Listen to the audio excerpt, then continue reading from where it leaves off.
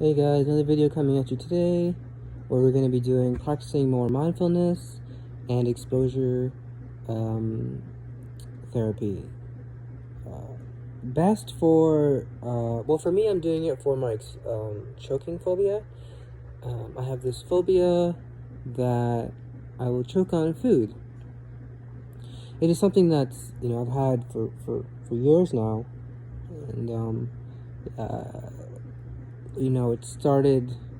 I've always had an odd relationship with food, and I don't really go on into my back history right now. I mean, just quickly, just to know, I've always had a bit of a nuanced relationship with food. It's comfort. At the same time, I've always eaten it differently. Like, I always eat chicken strips with like chicken strips. Sorry, not chicken strips, but like chicken nuggets. I would like tear away the skin and then eat the chicken and then eat the skin afterwards by itself. I would just have really weird rituals I do with food. So, this is how one deals with the anxiety associated with their phobias. It's by actually like doing the thing you fear, and then seeing like when will the anxiety get really, really high, right?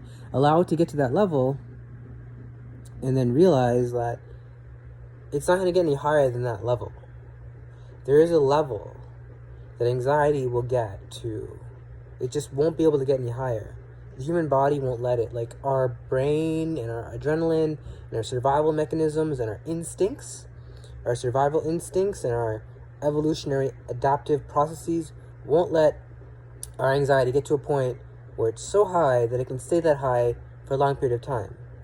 For people who suffer from anxiety and don't treat it with, for example, like exposure therapies, what happens is their anxiety is very, very high, then it lowers, they don't realize it lowers, so they assume it's at or near that same level that they experienced, and thus they continue learning the behaviors of avoiding, right, doing things when anxiety is high. And the problem with that is when anxiety runs your life, you don't run anxiety's life. So if you're scared of, driving, you'll take the bus everywhere. Let's say it's holidays, then what, right? So you need to learn to allow your anxiety to stay with you, realize it's not as scary as it is. There's no real danger.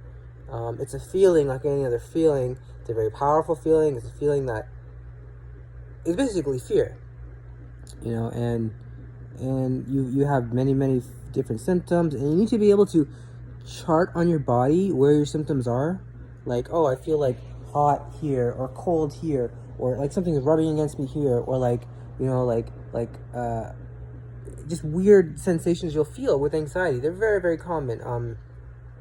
Definitely hot and cold feelings, pressure around your, like right now I feel pressure right around here, kind of like not a pressure, like a heat, a heat that can lead to sweating, and once you start sweating, it's horrible. Once you start sweating, it's horrible. So it's good to recognize these triggers, these sort of symptoms of anxiety before they kind of get really, really bad.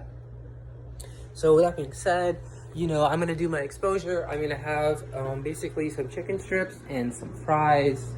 Not too many fries, and just a little chicken strips, but not too many chicken strips. And I'm just going to do that, Other than that, I'm not really, I have work today as well, so I got to be doing that. So of course, work. Excuse me, while I also cook. And by cooking, I mean simply just whatever. So this is the video we're going to be doing today. And then we're going to do an exposure. And I have a new video. This one is going to be about OCPD and the differences between OCPD and OCD. So this isn't really going to be a video about choking phobia. If you want a good video about choking phobia, watch my last video. I had a girl on there. She's very, very smart. She has a very good YouTube channel, and I basically just, plagiarized her YouTube channel. I mean, I didn't plagiarize it. I mean, I just literally videotaped it and put it on my channel, and I gave her credit, obviously. You can go watch her videos. She's very, very smart, and she has a lot of experience not only in panic disorder and anxiety, also very specifically in what's it called, choking phobia. So definitely check her out if you want more information about choking phobia. As for today's video, it's gonna be more about, as I said, OCPD versus OCPD. I'm sorry, OCD versus OCPD. So just to get real started while the food's cooking, what is OCD versus OCPD? OCD is ego syntonic. OCPD is OCD is ego dystonic. OCD is ego syntonic. And so basically what dystonic and syntonic means is it's consistent with their sense of self or not. So for example, someone with OCD would wash their hands a lot, right? And they would say, I don't want to do that. I know it's not consistent with myself. There's nothing in my culture saying I need to wash my hands 5 times a day. There's nothing in my, religion or belief system that tells me I need to wash my hands 5 times a day. I really don't want to do it. I want to get rid of it. So that's ego dystonic. Ego syntonic is when, for example, someone has OCPD wants to, for example, if someone says, I'll meet you at the mall at 5:30, and they're there at 5:40. And you would go absolutely bonkers, absolutely insane. You'd basically be like, yo, what are you talking about? You said you'd be here at 5:30. Like, you would have to physically try to not make a big deal out of the fact that, this person was 10 minutes late. You literally do. You have to make a big deal out of it. That's OCPD because it's consistent with your sense of self. It's ego syntonic. You're saying, well, he said 5:30, therefore it has to be 5:30. 5:30 on the dot. On the dot, efficient. Why not? Why would he lie? If he's lying, he's a bad person. How dare he lie? He's immoral. He's, and then so you have to literally push yourself back and say, no. Your sense of, ethics or self or, punctuality may be different than from other people's.